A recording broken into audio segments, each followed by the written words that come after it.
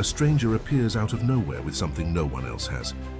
And what happens next challenges everything you believe about value, love, and second chances. The rain fell heavily over Boston that October night, washing the downtown sidewalks as if trying in vain to erase the marks of inequality imprinted on the city. Rachel Hayes huddled beneath the awning of City Hospital, hugging her own body, in search of a bit of warmth. The thin scarf she used as a blanket was soaked through, as were her clothes, all from donations. Her deep, attentive brown eyes observed the frantic movement of ambulances that never ceased. At 34, Rachel carried on her face the marks of a difficult life. Her curly hair, cut unevenly, framed features that were once considered beautiful, before the streets imprinted their invisible scars. A nursing graduate, she had been a dedicated professional until tragedy knocked at her door, forever altering the course of her existence. The strident sound of a helicopter siren interrupted her thoughts. Nighttime landings were uncommon in the hospital area, indicating a serious emergency. The movement at the emergency entrance intensified. Doctors and nurses ran, preparing the trauma room. Rachel recognized that choreography of chaos. She had been part of it many times. "It's Edward Thompson had an accident on the I-90, she heard one of the stretcher bearers comment as he hurried past. The name wasn't unfamiliar to her. Edward. Thompson was known even to those who, like her, lived on the margins of society. Owner of an empire in the energy sector, he was one of the richest men in the country. She had seen his photo a few times in discarded newspapers she used to protect herself from the cold. A middle-aged man, always with a severe expression, avoiding the spotlight since the loss of his wife. The stretcher passed quickly in front of her. Rachel caught only a glimpse of the man. Pale face covered in blood, medical team performing maneuvers as they ran through the corridors. Something in that scene made her stand up. As if a dormant instinct awakened, she approached the entrance. AB. Source null, we need it urgently. Someone confirm if we have it in the blood bank. The desperate voice of the female doctor echoed to the outside. Rachel shuddered. She knew that combination well. ABR null, the rarest blood type in the world. In one of the few medical exams she had done years ago when she still worked as a nurse, she discovered she possessed this rarity in her veins. At the time, the doctor had even joked, "You're rarer than diamonds." Without thinking twice, she approached the reception desk. The attendant looked at her with suspicion, the kind of look Rachel was already used to receiving. "Can I help you?" asked the receptionist in a tone that indicated the opposite. "I heard you need an ABRH null." "Donor. I have that blood type." The receptionist raised her eyebrows, assessing Rachel's appearance. The worn clothes, the smell of someone who hadn't had access to a shower for days, the evident exhaustion. "Wait a moment," she said finally, picking up the phone. Minutes later, a nurse appeared, her face tense from the ongoing emergency. "You said you have ABRH null?" she asked, not hiding her disbelief. "Yes. I worked as a nurse. I know it's rare. Can I help?" The nurse hesitated for a second, but the gravity of the situation spoke louder. "We'll test you. Follow me." Rachel was led through familiar corridors. In another life, she wore the white uniform and walked through there with purpose. Now she was viewed with suspicion, as if she didn't belong in that environment. The compatibility was quickly confirmed. The team's desperation was such that protocols were accelerated. Rachel was prepared for the donation while hearing fragments of the medical conversation. Multiple traumas. Pressure dropping. We need to stabilize him before surgery. As the blood flowed from her veins to the collection bag, Rachel closed her eyes. She asked for nothing in return. She didn't expect recognition. She had lost everything, including the belief that she deserved something good. But she still carried within herself the instinct to care, to help, what had made her choose nursing so many years ago. "All done," said the nurse, carefully removing the needle. "You saved a life today." Rachel merely nodded. She declined the snack offered and as soon as she could, left the hospital. Returning to the awning, she considered her temporary shelter. The rain had diminished, but the cold remained. She huddled again in the corner, observing the lights of the hospital. She had left only her name on the form, Rachel Hayes. No last name, no fixed address, no contact information. An anonymous donor, invisible as she had always been in recent years. ***. Meanwhile, inside the operating room, the team worked tirelessly to save Edward Thompson. The rare blood, donated by that mysterious woman, already ran in his veins, sustaining his life while the doctors repaired the damage caused by the accident. In the Thompson mansion, in the exclusive Beacon Hill neighborhood, in Boston's north. And the silence was broken only by the tick-tock of the antique clock in the living room. Michael, Edward's 8-year-old son, was sitting on the floor of his room, aligning his toy cars in a perfect row.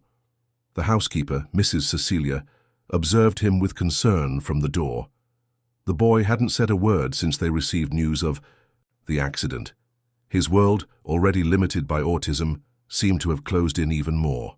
"Michael, it's time for bed," said Mrs. Cecilia, with a soft voice. ***. The boy didn't respond, continuing his meticulous alignment. His eyes, identical to his father's, fixed on the task. "Your father will be all right," continued the housekeeper, more to herself than to the boy. ***. At that moment, the phone rang. Mrs. Cecilia ran to answer it, her heart racing with anticipation. Of news. Michael remained motionless, only his small fingers adjusting the position of a red car that stubbornly remained misaligned. "Thank God," Mrs. Cecilia sighed after hanging up the phone. She returned to Michael's room and knelt beside him. "Your father made it through surgery, Michael. He's recovering. He'll be home soon." For a brief moment, the boy's eyes deviated from the cars and met the housekeeper's. It was a fleeting contact, but enough for Mrs. Cecilia to perceive the relief he couldn't express with words. The next morning, the rain had given a truce.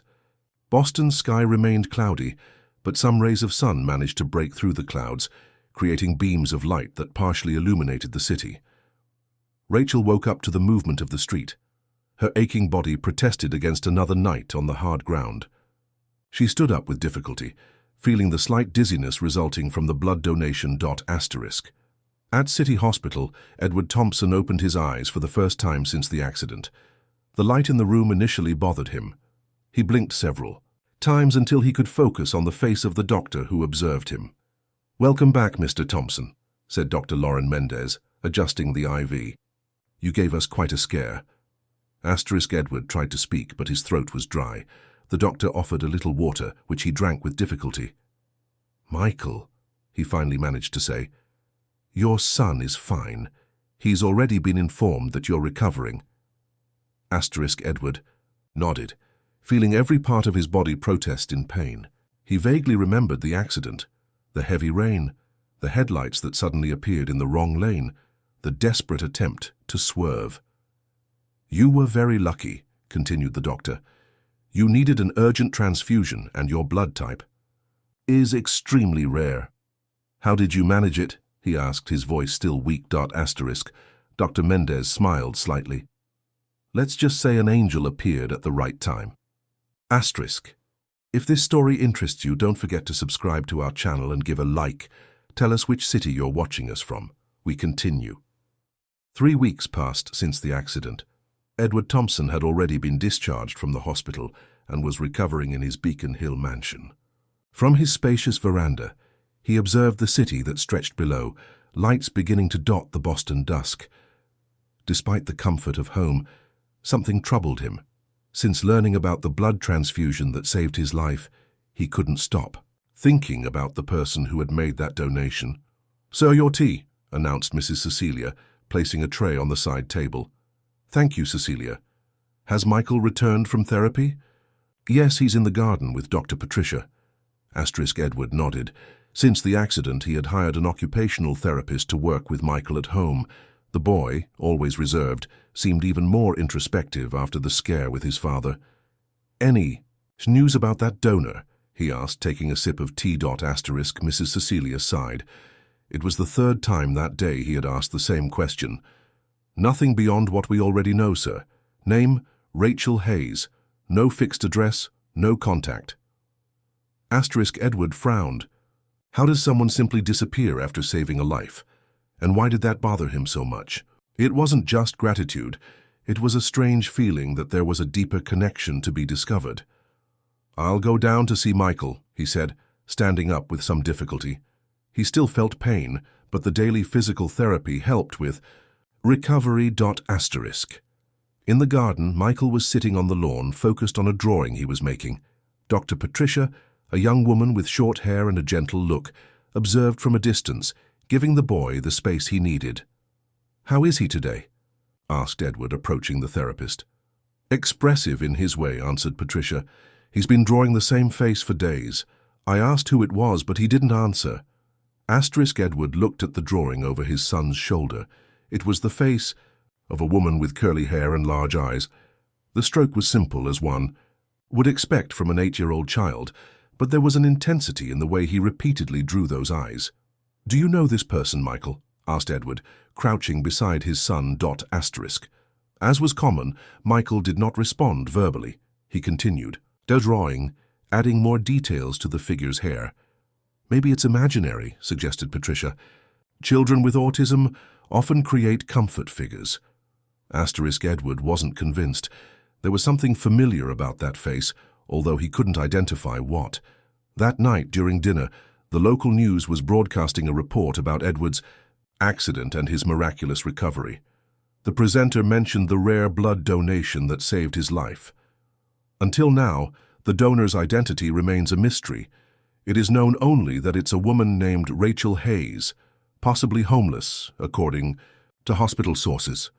Michael, who normally ignored the television, raised his eyes from his plate. For the first time in weeks, he made an audible sound. He pointed to the screen and said, "Rachel." Edward and Mrs. Cecilia exchanged surprised looks. "You know this woman, Michael?" asked Edward, trying not to show his shock at his son's unexpected reaction. Michael returned to silence, but he took the drawing he had brought to the table and placed it next to the television, as if making a comparison. Edward took the paper, studying it more carefully. There was no image of the donor in the report, but something in Michael's conviction impressed him. "Where did you see her, son?" Michael went back to eating as if the brief window of communication had closed. Edward knew there was no point in pressing. He turned to Mrs. Cecilia.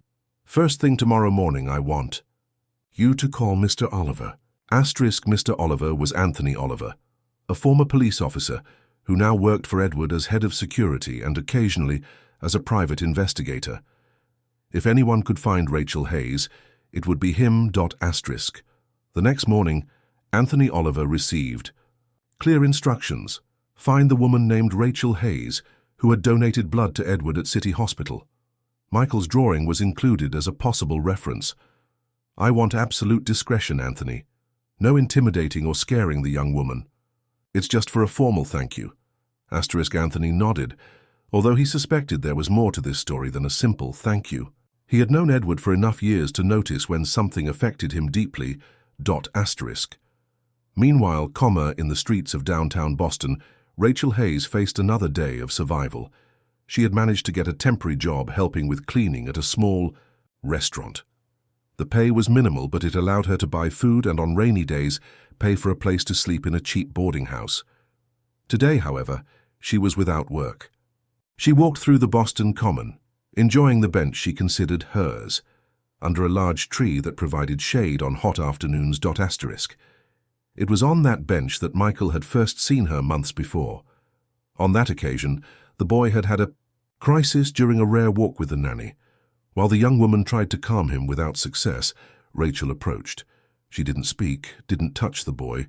She just sat beside him and began drawing in the sand with a twig. Simple lines that transformed into birds.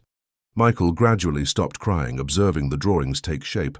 When he finally calmed down, Rachel smiled at him and continued on her way, not knowing that brief encounter had profoundly marked the boy. Now, sitting on the same bench, Rachel leafed through a used book she had found discarded. Literature had always been her refuge. Lost in the worn pages, She didn't immediately notice the presence of the man who sat on the bench beside her. "Miss Rachel Hayes." The deep voice took her from her reading. Asterisk. Rachel closed the book immediately, her muscles tensing.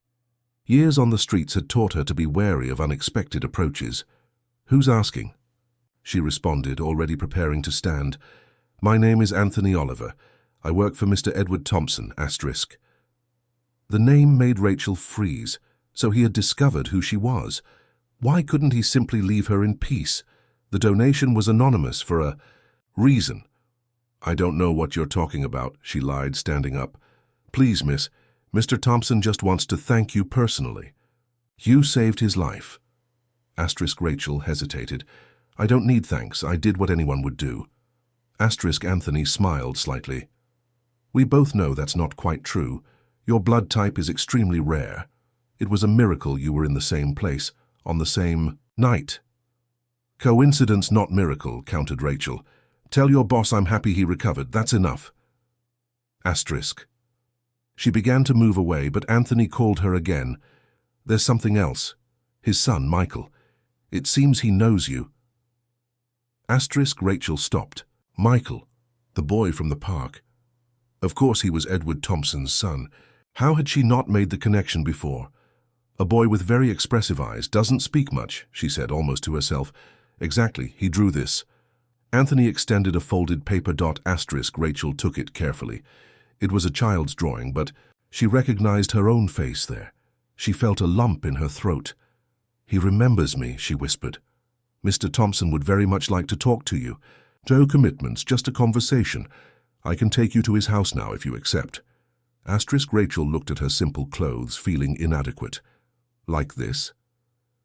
"Exactly as you are." Asterisk. After a moment of hesitation, Rachel nodded. She didn't know why. She was accepting. But something in that drawing had touched her deeply. Perhaps it was just curiosity to know how the boy was doing, who for a brief moment had connected with her through drawings in the sand. Asterisk. Anthony, "S car was discreetly luxurious." Rachel felt out of place in the leather seats.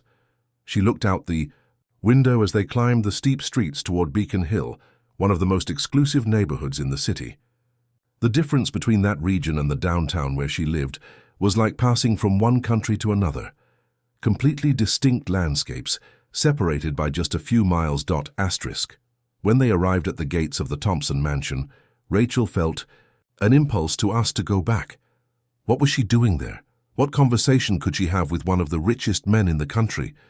But before she could express her doubts, the gates opened, and the car followed the tree-lined avenue that led to the main house. Asterisk. Edward Thompson waited on the veranda, leaning on a cane. At his side, to Rachel's surprise, was Michael, holding a drawing pad against his chest.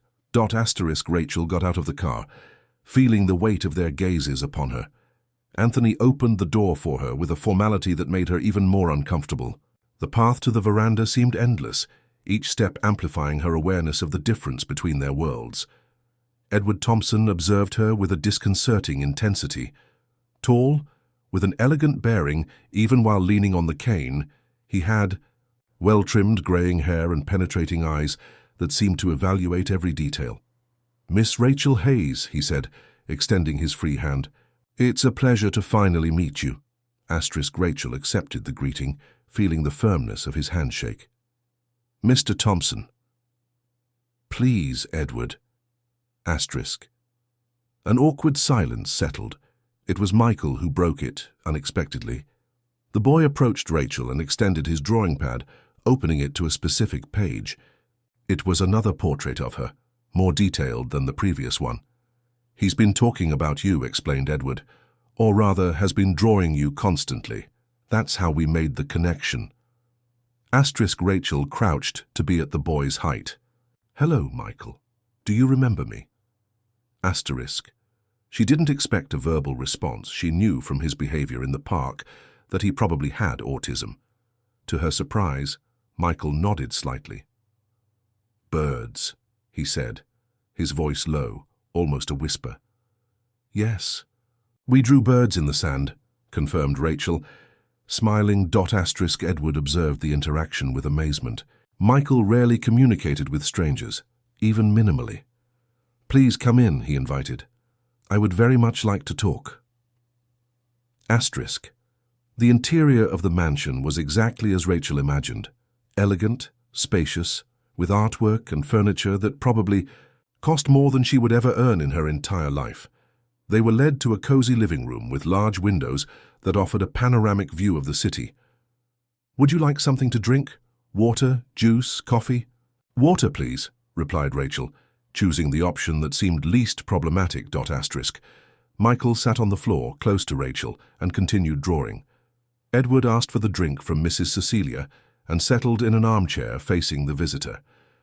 "First of all, I want to thank you," he began. "According to the doctors, without your donation, I wouldn't have survived." Asterisk. Rachel looked away, uncomfortable with the gratitude. Anyone would have done the same. But it wasn't anyone. It was you, with the same extremely rare blood type as mine, in the same circumstances, in the same place. Call it coincidence, but it seems like something more. Asterisk. Rachel didn't respond. She didn't believe in destiny or divine interventions. Her life had been too hard to maintain such beliefs. "And now I discover that you already knew my son," continued Edward. "Of all the benches in Boston Common, you were sitting right on the one where Michael had a crisis. The world is smaller than we think," answered Rachel, accepting the glass of water brought by Mrs. Cecilia. Asterisk. Edward studied the woman before him. Despite the simple clothes and the evident discomfort, there was a dignity in her posture, an intelligence in her eyes. That intrigued him. "Anthony told me you were reading when he found you. Do you like literature?" "It's an accessible pastime even for those who don't have much," she replied with a slight tone of challenge. Asterisk. Edward smiled. "Fair. What were you reading?" "The Brothers Karamazov. Found it in a donation box. Dostoevsky. Heavy reading." "I have. Plenty of time." Asterisk. The response, although simple, carried the weight of Rachel's reality. Edward realized that she wasn't interested in social games or false courtesies. "I'll get straight to the point then," he said. "I'd like to help you." Asterisk. Rachel tensed. "I don't need charity, Mr. Thompson." "Edward, please. And I'm not offering charity. I'm interested in your story. How does a trained nurse end up homeless?" Asterisk. The direct question made Rachel harden her gaze. "Is that relevant to your thank you?" "Forgive me if I seemed invasive. That wasn't my intention." Edward slightly changed his approach. "What intrigues me is how someone with your training and evident intelligence could have had such bad luck. Life isn't always fair, is it?" "Even for the privileged," replied Rachel, with a meaningful look at Edward's cane. Asterisk. He smiled, acknowledging. The counterpunch. "Touché. But my accident was just that, an accident. I have the impression that your story involves much more." Asterisk. At that moment, Michael stood up and delivered a new drawing to Rachel. It was a scene from the park, with two figures sitting on a bench, clearly her and the boy. "He has an impressive visual memory," commented Edward. "And it seems that you deeply marked him." Asterisk. Rachel looked at the drawing, touched by the simplicity and honesty of the representation. Michael had captured even the book in her hands that day. "You have a special connection with him," continued Edward. "I've rarely seen him interact like this with someone outside the family circle." "Children like Michael don't judge," replied Rachel softly. "They see beyond appearances." "You seem to understand quite a bit about the subject." Asterisk. Rachel hesitated before responding. "My younger sister was autistic." "Was?" Asterisk. The use of the past tense didn't go unnoticed. Rachel looked away, focusing on the view from the window. The city stretched below, with its lights beginning to shine in the late afternoon. "I prefer not to talk about it." Asterisk. Edward respected the silence that followed. Michael continued drawing, apparently oblivious to the conversation, but Rachel suspected he absorbed more than he demonstrated. "I have a proposal," said Edward finally. "It's not charity, it's a job offer." Asterisk. Rachel raised her eyebrows, skeptical. What kind of job would a businessman from the energy sector offer to someone like me? Since the accident, Michael has been having difficulties with his regular therapies. He rejects the professionals, has been having more crises. I need someone who can accompany him at home, create a stable routine, be present while I fully recover. And you think I would be suitable for this? You're a nurse. You have experience with autism through your sister, and Michael clearly connected with you. It seems quite suitable. Rachel shook her head, incredulous. You don't know me. You know nothing about me beyond my blood type, and that I met your son once in the park. I know that you sacrificed your own comfort to donate blood to a stranger. I know you have training in the healthcare area, and I know that my son, who rarely shows interest in new people, drew your face repeatedly for weeks. Edward leaned slightly forward. I trust my instincts, Miss Rachel. They rarely disappoint me. Rachel was silent, processing the proposal. It was absurd for numerous reasons. How could someone in her situation care for the son of one of the richest men in the country? What would people say? And most importantly, how could she accept such responsibility after what happened with Chloe? I can't, she said finally, standing up. I appreciate the offer, but it wouldn't be appropriate. Edward also stood up, leaning on his cane. Please, consider it. I would offer a fair salary, accommodation here in the house, all necessary support. It would be a fresh start for you and an invaluable help for us. You don't understand, insisted Rachel. I'm no longer capable of taking care of anyone. The emotion in her voice surprised them both.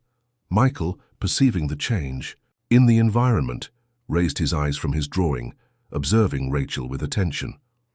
What happened to your sister? Asked Edward. His voice softer. Rachel felt the tears forming, but contained them forcefully. She hadn't cried in years. She had promised herself she didn't deserve that relief. She was my responsibility, and I failed. What was her name? Chloe, answered Rachel, the word coming out like a painful sigh. Michael, who seemed completely absorbed in his drawings, suddenly spoke. Chloe isn't angry. The three adults froze, surprised by the unexpected intervention. Rachel looked at the boy, shocked not just by the fact that he had spoken, but by the content of his words. Michael rarely speaks in complete sentences, explained Edward, as surprised as she was. And never with people he just met. Rachel crouched again, coming face to face with Michael. How do you know about Chloe? The boy just continued drawing, as if he had never spoken. Edward placed his hand on Rachel's shoulder. I don't know what happened to your sister, but maybe this is a sign that you deserve a second chance. I'm not asking for an immediate answer. Think about it. Rachel was too shaken to argue. She nodded vaguely, still processing what had just happened. Anthony can take you back, or you can stay for dinner if you prefer, offered Edward. I need to go, Rachel replied quickly. The mansion, which was already oppressive before, now seemed suffocating with the memories it invoked.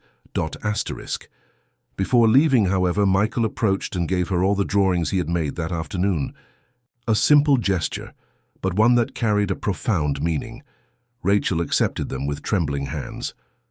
Thank you, Michael, she said, with a choked voice. On the way back to the city center, Rachel remained in silence, looking at the drawings in her lap. Michael's phrase echoed in her mind. Chloe isn't angry. How could he know? How could he touch so precisely on the wound she had carried for years? When dropped off at the same point where she had been found, Rachel thanked Anthony and watched the car move away. The park was almost empty now, the lights from the lampposts creating elongated shadows on the paths. She sat again on her favorite bench under the large tree and allowed herself, for the first time in a long time, to think about Chloe without immediately blocking the memories. 3 days passed since the meeting at the Thompson mansion. Rachel continued her routine on the streets of downtown, but something had changed. Michael's drawings, carefully stored in a plastic folder she had acquired at a stationery store, had become a precious treasure she carried with her. Edward's proposal remained in her mind, a disturbing possibility that simultaneously attracted and terrified her. On the morning of the fourth day, while having a cheap coffee in a bakery that allowed her to stay for a few hours, Rachel saw her face on television. The establishment was showing a local news program, and there she was in a photograph taken without her knowledge, next to a sensationalist headline, "Mysterious donor who saved Edward Thompson is identified." Rachel's blood froze. The report presented basic information about her name, her nursing training, and speculations about her current homeless situation. There were also mentions of a visit to the Thompson mansion, although the details were vague. How did they get this information? She murmured to herself, feeling exposed and vulnerable. The answer came in the form of a name mentioned in the report, Robert Mercer, a nurse from City Hospital who apparently had recognized Rachel and sold the story to the press. The man was being interviewed, exaggerating his participation in the miraculous rescue of Edward Thompson. As soon as I saw her entering, I recognized her as a former colleague in the profession. Of course, I was surprised to see her current state, but I knew her rare blood could be Mr. Thompson's only chance. Rachel felt the anger grow. Robert barely knew her. They had worked on different floors of the hospital and never exchanged more than formal greetings. Now he was exploiting her story to get his 15 minutes of fame. Worse still, the report insinuated a possible relationship between her and Edward, based solely on the visit to the mansion. Sources close indicate that the mysterious donor spent hours in the businessman's residence. Is it gratitude or something more? Rachel quickly left the bakery, feeling the gazes of the other customers who had recognized her from the television. The unwanted exposure was exactly what she feared. That's why she had opted for an anonymous donation, why she had hesitated to accept Edward's invitation. She decided to seek refuge in the public library, one of the few places where she still felt safe. There, in an isolated corner among the shelves, she allowed herself to absorb the impact of what had just happened. Her privacy, one of the few things she could still call her own, had been violated. She was immersed in these thoughts when her cell phone, a simple and old device that she kept for emergencies, vibrated with a message. It was an unknown number. "Miss Rachel, this is Edward Thompson. I sincerely apologize for the media exposure. It was not authorized by me or my team. Please, get in touch if you need any assistance." Rachel stared at the message with surprise. How had he gotten her number? Probably through Anthony and his investigative methods. The intrusion should irritate her, but strangely she felt comforted by the contact. She briefly replied, "I'm fine. It wasn't your fault." The response came almost immediately. "My offer still stands, more than ever actually. Here, you would be protected from this type of harassment." Rachel sighed. The proposal was tempting, especially now that her life on the streets would be complicated by the sudden fame. People would recognize her, ask questions, speculate. The idea of a private room with a door and a lock seemed an unimaginable luxury. But the fear persisted. What if she failed again? What if she couldn't help Michael? Chloe's shadow was too long. "I need more time to think," she finally replied. "All the time you need," came Edward's response. At the Thompson mansion, the report had also caused an impact. Edward had watched with growing irritation the sensationalist speculations. He immediately instructed his legal team to take action against the television channel and nurse Robert Mercer for violation of privacy and improper use of confidential medical information. "It's unacceptable," he said to James Morrison, his trusted lawyer. "This woman saved my life and now she's being exposed as if she were a circus attraction." "We'll take care of it," Edward assured James. "But I need to ask, is there any foundation to the insinuations about a personal relationship?" Edward cast an irritated look at his longtime friend. "Of course not. I offered her a job as Michael's caretaker, nothing more." James nodded, satisfied. With the response. "And did she accept?" "Not yet, she's considering."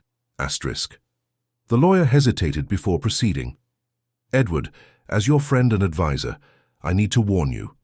Bringing a homeless person into your home, especially now that there's media attention, can generate even worse speculations. I don't care about speculations, Edward replied firmly. I saw how Michael reacted to her. I've never seen him establish a connection so quickly with anyone since Isabella, completed James, mentioning Edward's deceased wife. Exactly. Edward walked to the window, observing Michael in the garden with Mrs. Cecilia. Besides, there's something about her. James, a dignity, a strength. She went through something traumatic, that's evident, but she maintains an integrity that is rare these days. Have you investigated her past? Just the basics. She graduated in nursing from Boston University, worked at Boston Medical Center for 5 years with excellent evaluations. Then she simply disappeared from the system. No other employment record, no fixed address. And that doesn't worry you? Edward turned to face his friend. What worries me is my son. If Rachel can help him, I'm willing to take the risk. James knew that expression. Edward had made his decision and nothing would make him change his mind. Very well, we'll deal with the press and protect both your reputation and hers. That night, as Rachel tried to sleep in a temporary shelter, she had decided to avoid her usual places due to the media exposure. Her cell phone vibrated again. Rachel. It's Michael. Come back. The message, sent from Edward's number, was obviously dictated by the boy. The simplicity of the request touched Rachel deeply. She imagined Edward sitting with his son, helping him formulate the message, respecting his direct mode of communication. The image brought a reluctant smile to her lips. She replied, Soon, Michael, I promise. The next morning, Rachel made her decision. The night at the shelter had been difficult. Curious looks, whispered questions, the loss of anonymity that protected her. The situation would only tend to worsen. Moreover, there was something in Michael's simple request that had touched her deeply. She sent a message to Edward. I accept the proposal with one condition. It's temporary until you find someone more qualified. The response was immediate. Agreed. Anthony will pick you up wherever you prefer. 2 hours later, Rachel was again at the Thompson mansion, this time with a small backpack containing all her belongings. Edward received her at the entrance. Alone? Michael is anxious to see you, but I thought you might like to settle in first, he explained. Rachel nodded, grateful for the consideration. She followed Edward down a side corridor to a more reserved wing of the house. This will be your space, he said. Opening a door. Rachel held her breath. It was a spacious suite with a large bed, dark wood wardrobes, a desk by the window that offered a view of the garden and a private bathroom. There was also a small sitting area with a sofa and bookshelf. It's much more than I expected, she said, feeling out of place amid so much comfort. It's the least I can offer, replied Edward. There are basic clothes in the wardrobe if you need them. Mrs. Cecilia helped with the selection.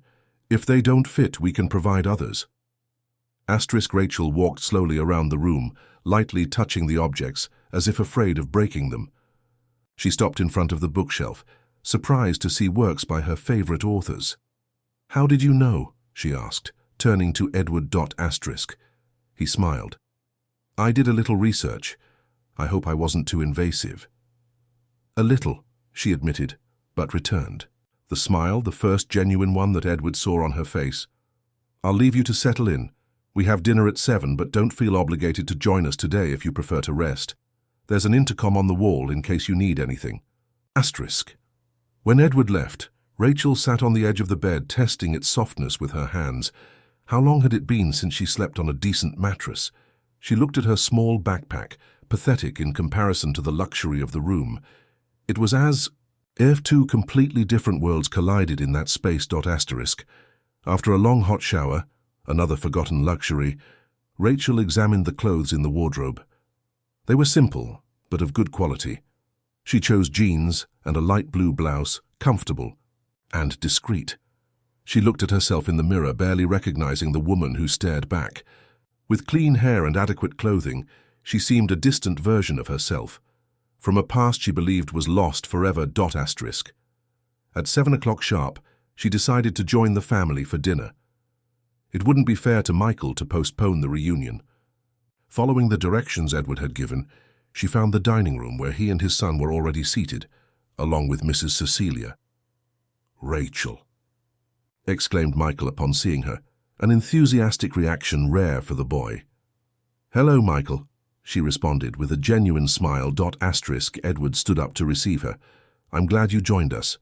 Please, sit down." Dinner proceeded with a surprising naturalness. Michael, usually quiet during meals, occasionally looked at Rachel and smiled. Edward maintained a light conversation, avoiding sensitive topics. Mrs. Cecilia, initially reserved, gradually warmed to the presence of the new resident. "Michael has occupational therapy tomorrow at 10, informed Edward when dinner was coming to an end. "I thought perhaps you'd like to accompany him to get to know the routine." "Of course," agreed Rachel. "And what are his other regular activities?" "We have a detailed calendar in the office. I can show you after dinner if you're not too tired." Rachel noticed that, despite the formality, Edward made a genuine effort to include her. He didn't treat her like an employee, but as a partner in Michael's care. After dinner, while reviewing Michael's schedule in the office, Edward received a call from James Morrison. "Good news," he said after hanging up. "The television channel agreed to retract and not publish anything more about you without express authorization. As for the nurse, he was suspended while the hospital investigates the confidentiality violation." Rachel nodded, surprised by how quickly the situation had been resolved. "Thank you. You didn't have to go to the trouble." "Yes, I did," replied Edward seriously. "You're under my protection now." The phrase, said so naturally, caused an unexpected impact on Rachel. How long had it been since no one protected her? How long had it been that she was the one who had to fight alone against the world? That night, lying on the most comfortable bed she had ever experienced, Rachel looked at the ceiling, thinking about the turnaround her life had taken. A week ago, she slept under an awning, invisible to the world. Now, she was in a mansion, about to assume responsibility for a special child. "Please, Chloe," she whispered in the darkness, "help me not to fail this time." If this story interests you, don't forget to subscribe to our channel and give a like. Tell us which city you're watching us from. We continue. The days transformed into weeks, and the weeks into 2 months. Rachel's presence in the Thompson mansion, initially strange and out of place, gradually became natural.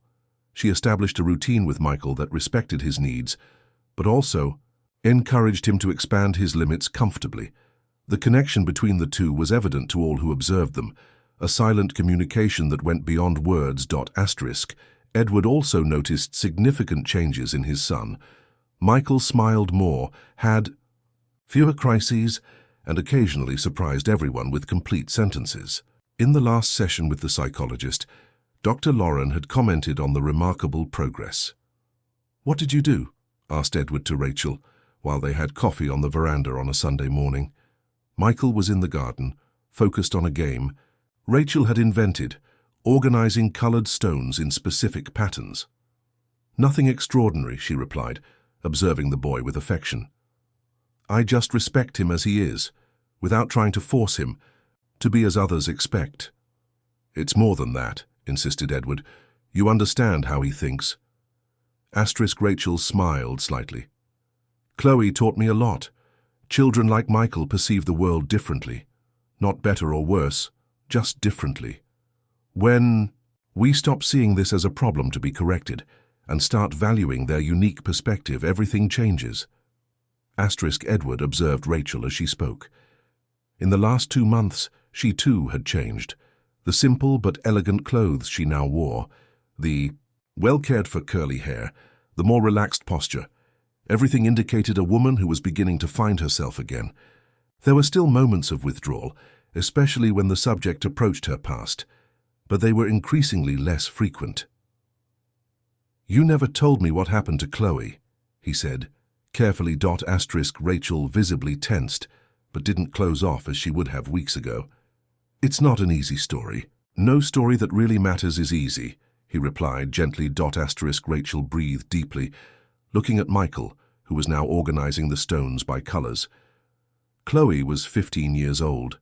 I was already working as a nurse and was her main caregiver since our parents passed away in a car accident. I was young, only 25, but was determined to give her the best life possible.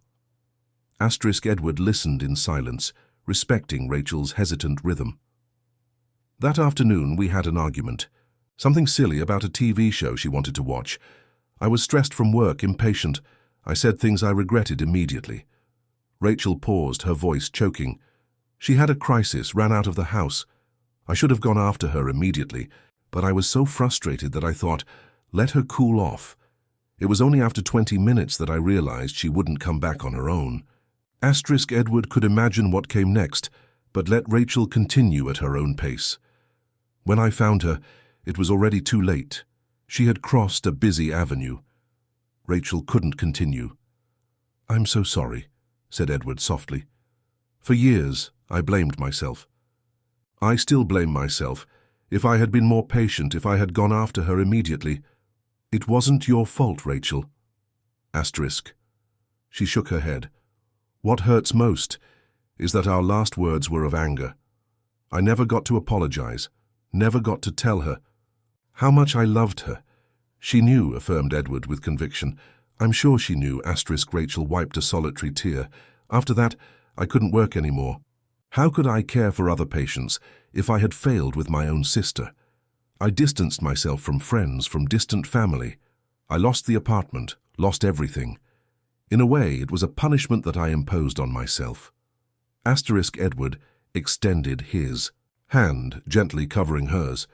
"And now, do you still see yourself as someone who deserves to be punished?" Rachel looked at Michael, who had completed his pattern of stones and now looked at her, as if feeling the intensity of the moment.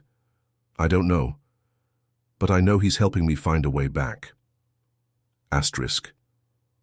The moment was interrupted by the sound of the intercom. Mrs. Cecilia answered and came quickly to the veranda. "Mr. Edward, it's reporter Fiona Richards again. She says she needs to speak with you urgently." Edward frowned. Fiona was a respected journalist from Boston's main newspaper. In recent weeks, she had been trying to schedule an interview, apparently for a report on philanthropic businessmen. "Tell her I'm busy with my son. She insists it's about a delicate matter that you'll want to know before it's published." Edward exchanged a worried look with Rachel. "I'll answer in the office." 15 minutes later, Edward returned to the veranda, his expression grave. Rachel immediately perceived that something was wrong. "What happened?" she asked. "We need to talk," he replied, with a meaningful look in Michael's direction. Rachel understood the message.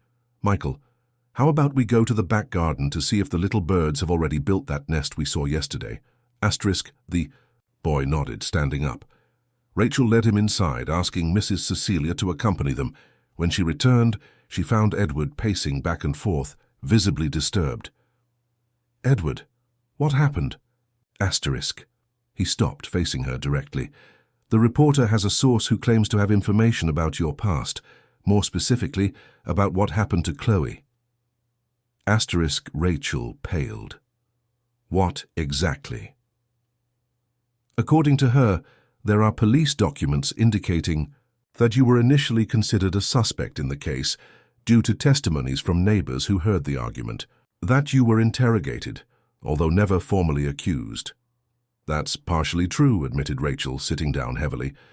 "There was an investigation, as is protocol in these cases, but it was concluded that it was an accident, that Chloe acted impulsively during a crisis. Why didn't you tell me this?" "Because it hurts, Edward. Because for weeks I was treated as a possible criminal while dealing with the loss of my sister. Because some of my own neighbors, people who had known us for years, began to spread rumors." Rachel breathed deeply, trying to control her emotion. "And what does that matter now? Why is this reporter digging this up?" Edward sat beside her. "Fiona is preparing an article about your presence here. Apparently the nurse, Robert Mercer, didn't conform with the suspension, and has been feeding the press with distorted information. He suggested that you could represent a danger to Michael. Rachel felt as if she had been punched. That's monstrous. I agree. That's why Fiona approached me. She wanted our version before publishing anything. And what did you tell her? That I wouldn't give statements based on unfounded insinuations. That I would take all applicable legal measures against anyone who published lies about you. Edward took Rachel's hands between his. But now I need to know, is there anything else I should know? Something they could use against you? Rachel shook her head, tears finally escaping. No. Chloe was my life, Edward. I loved her more than anything. It was a terrible accident that destroyed 2 lives, hers and mine. Edward nodded, squeezing her hands lightly. I believe you, and we'll face this together. In the following days, the Thompson mansion transformed into a fortress. James Morrison, the lawyer, was a constant presence preparing strategies to deal with the possible publication of the article. Edward instructed the security team to redouble vigilance, preventing the approach of reporters. Rachel tried to maintain normalcy for Michael, but the tension was palpable. The boy, sensitive to changes in environment, showed himself more agitated, less communicative. On Thursday, the article was finally published. The title already indicated the tone: The Mysterious Caretaker of the Thompson Heir, Heroine or Risk. The eye. Text merged real facts with perverse insinuations. It mentioned Chloe's death and the police investigation, although it recognized that Rachel was never formally accused. It questioned, however, Edward's wisdom in entrusting his only son to someone with a troubled past. Most cruel was the inclusion of a photo of Rachel in the days after Chloe's accident, pale, devastated, being escorted by police for testimony. The image was accompanied by a current one, taken without authorization, showing her and Michael in the mansion's garden. It's a deliberate attack, concluded James after analyzing the report. They know they can't make direct accusations without evidence, so they use insinuations and juxtapositions of images to create a negative narrative. Edward was furious. I want to sue this newspaper until not a page remains.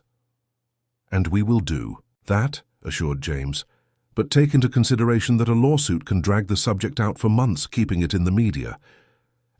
Rachel remained silent, rereading the article for the 3rd time. The words seemed to cut like knives, reigniting wounds that were just beginning to heal. What do you want to do, Rachel? Asked Edward, noticing her silence. She raised her eyes, a renewed determination in her gaze. I want to stay. For Michael. But if you prefer I leave, to protect your son from this exposure, I'll understand.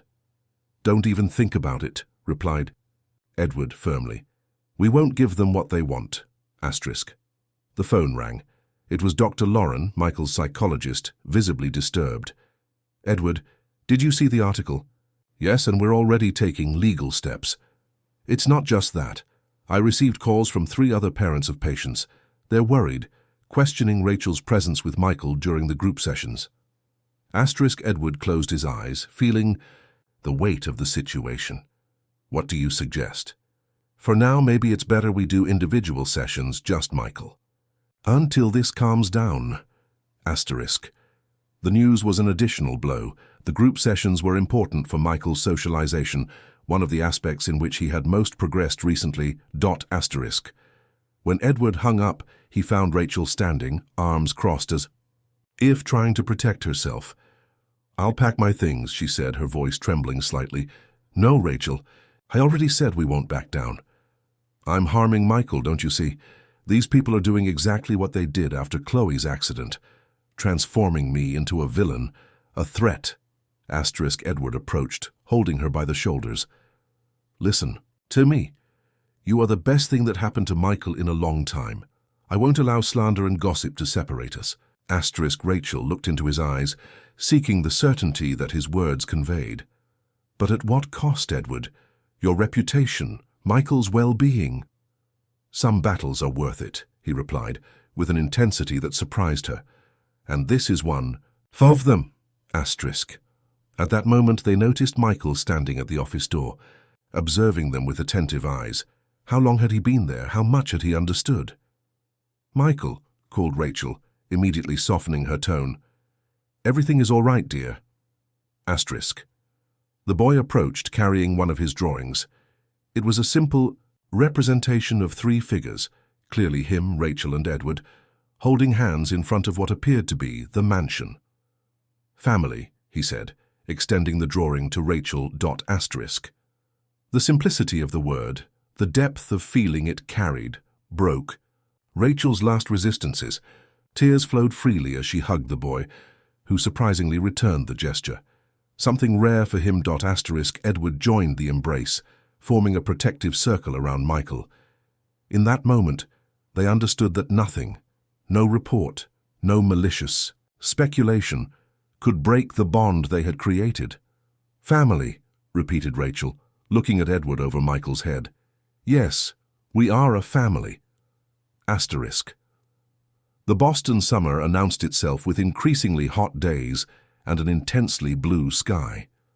At the Thompson mansion, the last 3 months had been of turbulence but also of strengthening. The negative report about Rachel had generated exactly the opposite effect to what was intended. Instead of distancing her from the family, it had solidified her position as an essential part of it. Asterisk. Edward, contrary to James's recommendations, had decided to grant an exclusive interview to Boston Network, the main competitor of the vehicle that published the defamatory article. In it, he openly told about the accident, Rachel's blood donation, and how she had transformed Michael's life. "My son has autism," he declared, breaking the silence he had always maintained about Michael's condition. "Rachel Hayes isn't just his caretaker. She's the person who managed to reach him in a way that no one else has since his mother's passing. Any insinuation that she would represent a risk to him is not only false but deeply cruel." Asterisk. The interview, conducted with dignity and contained emotion, moved the public. Soon, other voices emerged in Rachel's defense. Former colleagues from Boston Medical Center gave testimonials about her competence and dedication. The detective herself, who had conducted the investigation into Chloe's accident, came forward to clarify that Rachel had never been formally suspected, having been heard only as part of standard protocol. Asterisk. Most surprising, however, was the testimony of Janet Miller, a neighbor who had testified against Rachel at the time. In an open letter, Janet admitted to having exaggerated what she heard, motivated by old disagreements with Rachel. "Remorse has accompanied me for years," she wrote. "Seeing her name again involved in unfair speculations awakened my conscience. Rachel loved Chloe more than anything. What happened was a tragedy, not a crime." Asterisk. The tide began to turn. The newspaper that published the original report found itself obliged to print a retraction. Nurse Robert Mercer was fired from City Hospital for violation of professional ethics.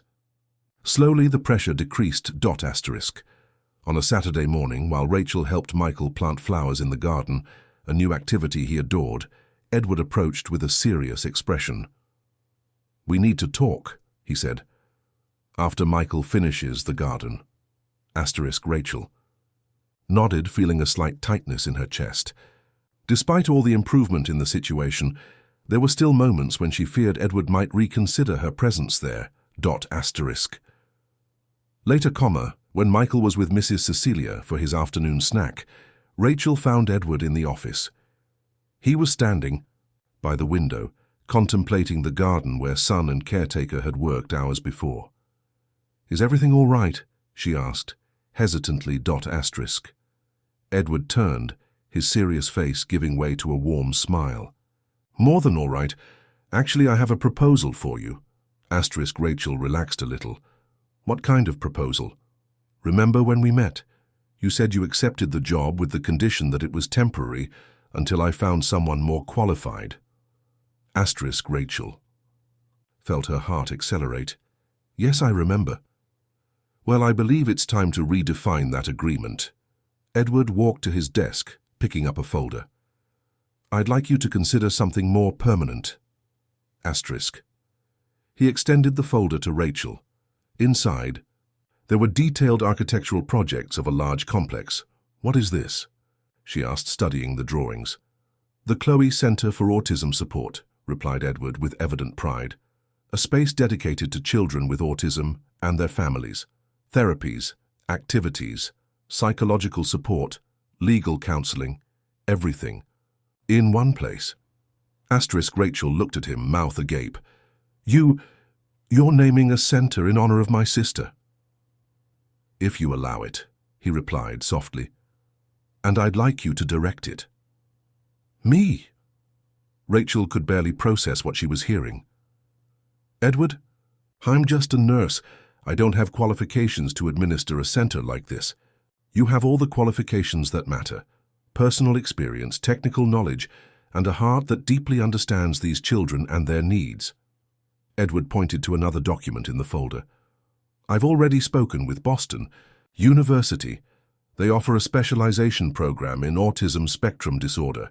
If you want, you can enroll while the center is being built." Rachel leafed through the documents, dazed.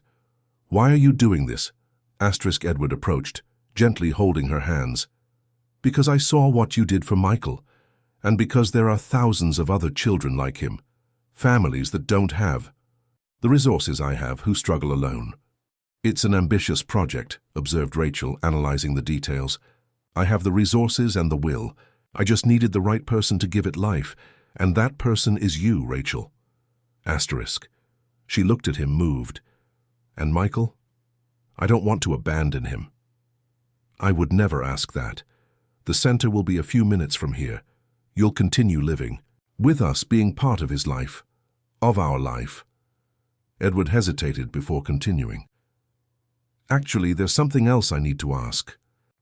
Rachel noticed the change in his tone, the sudden vulnerability in his eyes. "These months with you changed everything, Rachel. Not just for Michael, but for me too. After Isabella passed, I never imagined I could feel again what I'm feeling." Edward breathed deeply.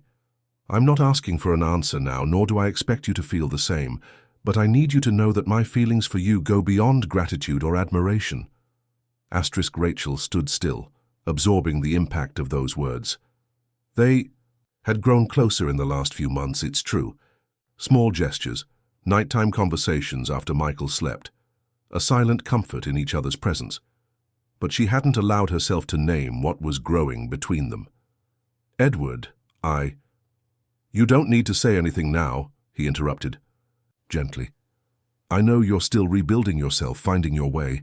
I just wanted you to know that when you're ready, if you ever are, I'll be here." Rachel felt tears in her eyes, but this time they weren't of sadness. They were tears of someone who begins to glimpse a future that seemed impossible. "The Chloe Center," she said, returning to the projects, needing a moment to organize her thoughts. "It's perfect. She would have loved it." "I'm sure she would," agreed Edward, respecting her need to temporarily change the focus. "When would we start?" "Construction is already in the planning phase. The land was acquired last week. If all goes well, in a year we'll be inaugurating." Rachel walked to the window, observing Michael in the garden. The boy had returned to admire the newly planted flowers, meticulously adjusting them. "I accept," she said finally, turning to Edward, "but with one condition." "Which?" "That Michael be the first to know, and that he participates in the project from the beginning. I want the center to also reflect his vision, as someone who lives the experience we're trying to support."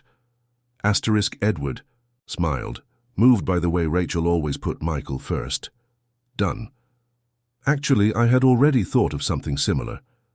Michael has a remarkable artistic talent. I thought he could design the center's logo." "It's perfect," agreed Rachel. That night after dinner, they sat with Michael in the living room and explained the project, adapting the language so he would understand. To the surprise of both, the boy showed immediate enthusiasm, especially when he learned that the center would bear the name of Rachel's sister, about whom he had already heard stories. "Can I draw?" he asked, already running to get his materials. "Of course you can," replied Rachel, exchanging an emotional look with Edward. In the following months, life at the Thompson mansion assumed a new rhythm. Rachel divided her time between caring for Michael and the preparations for the center. She enrolled in the specialization course, rediscovering the pleasure of studying, of expanding her knowledge. Edward reorganized his business commitments to be more present, actively participating in the project. The logo created by Michael, a simple drawing of hands forming a circle, became the official symbol of the Chloe Center. Rachel insisted that it be used exactly as he had drawn it, without professional refinements, preserving the authenticity of the vision of a child with autism. A year later, on a sunny December morning, the Chloe Center for Autism Support opened its doors. The E complex, built on a large wooded lot, included therapy rooms, living areas, sensory spaces, and even a small school for specific cases. Everything had been designed with the participation of families and specialized professionals, creating a truly inclusive environment. The inauguration ceremony was discreet, respecting the sensitivity of many of the children present.